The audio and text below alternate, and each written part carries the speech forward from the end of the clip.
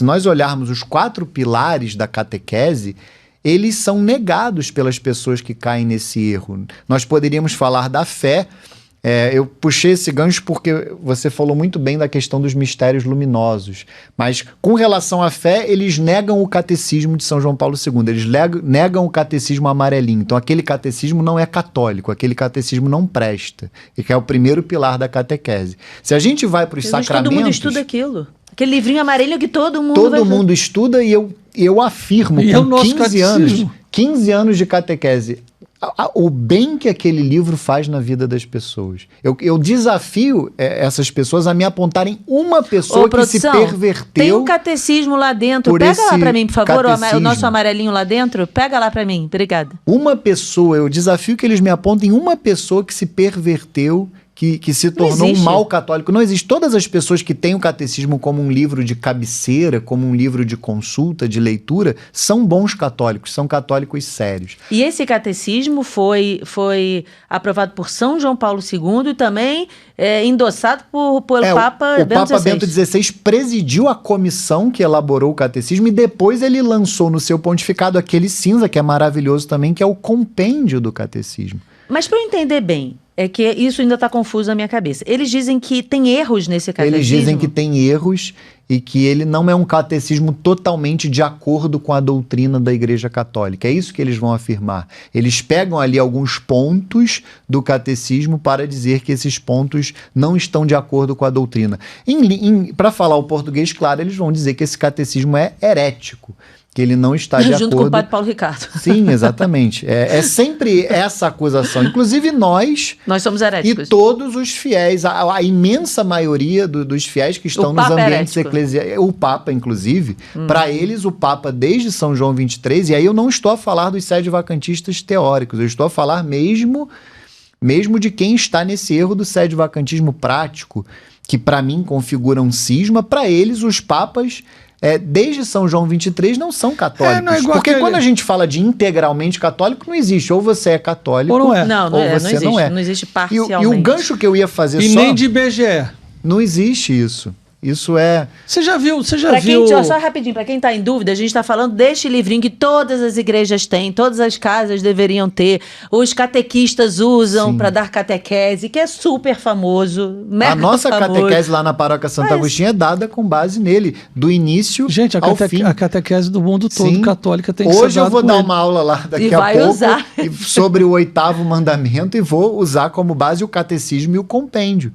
E aí, quando a gente chega no segundo pilar da catequese, que é a liturgia, o que eles fazem? Mas é muita soberba, tá? Você virar, dizer que 2 papas estão errados e que você é que está certo, é muita soberba. É muita soberba.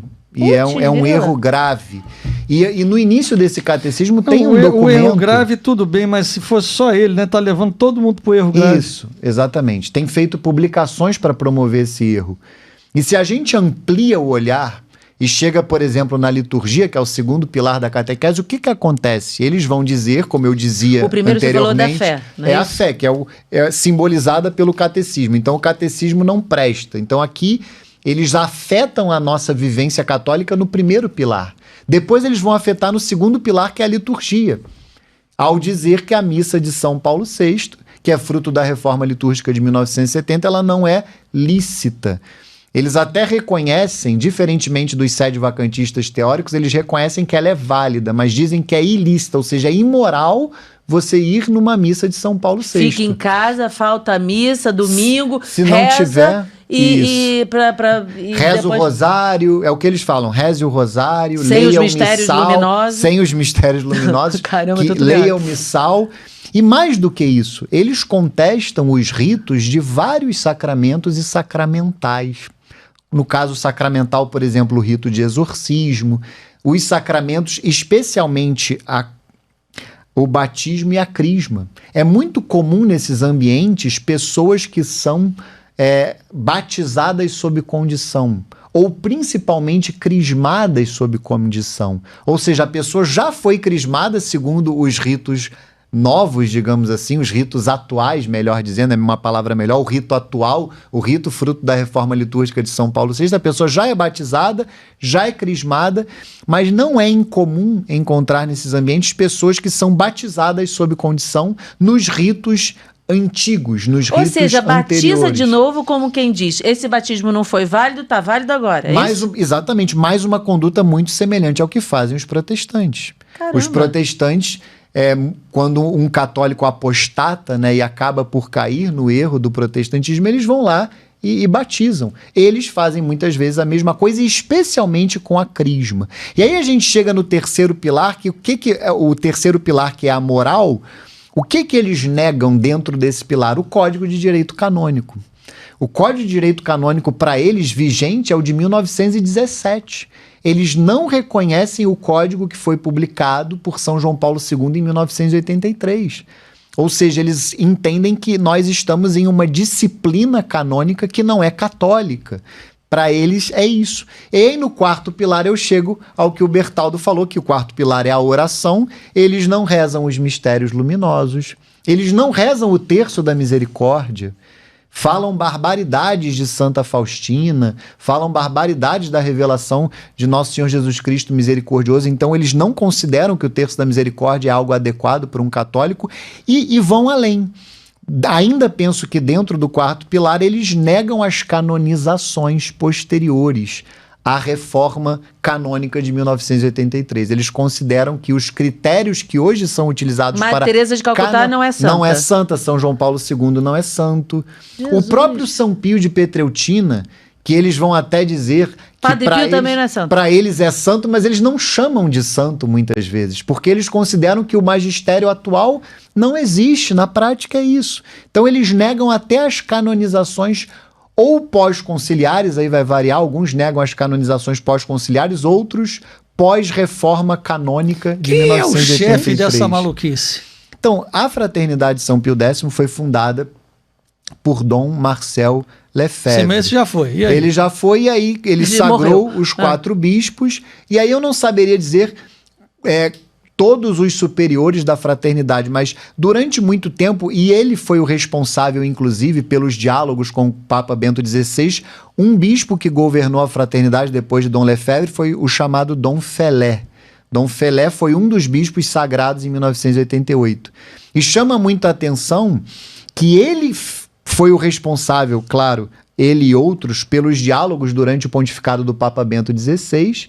E como havia ali, graças a Deus, e infelizmente não aconteceu, uma possibilidade concreta de um acordo, houve uma dissidência na fraternidade naquele momento, chefiada, mesmo que indiretamente, por um dos 4 bispos, que aí é um outro bispo chamado Dom Williamson, surgiu a chamada resistência. E isso é muito comum nesses ambientes.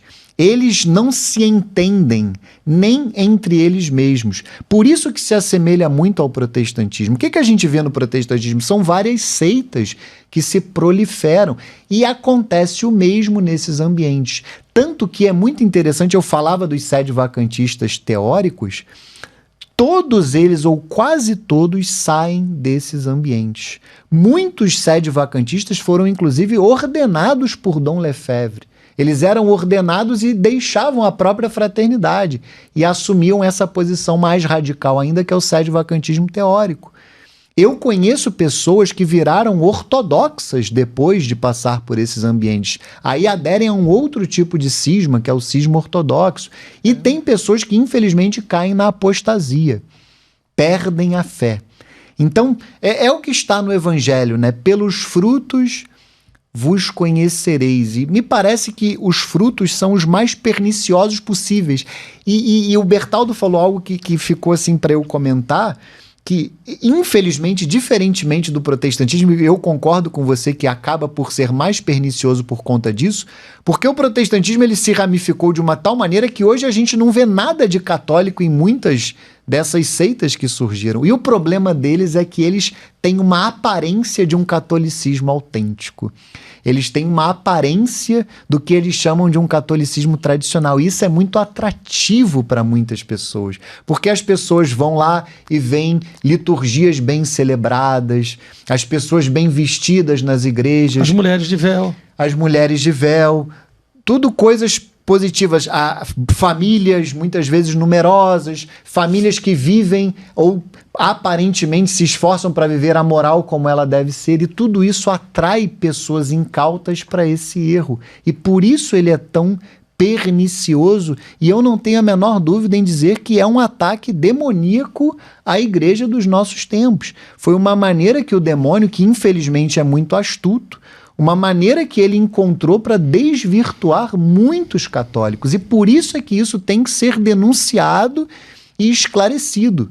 Porque, diferentemente da fraternidade, como eu dizia antes, o Centro Dom Bosco tem feito um apostolado às avessas disso, que eles chamam de catolicismo tradicional, ou paróquia tradicional, e que de tradicional não tem nada, porque só é tradicional quem fica em comunhão com a igreja. Só é tradicional quem vive em comunhão com o magistério vivo da igreja, o que eles não fazem, infelizmente. É uma coisa que tem que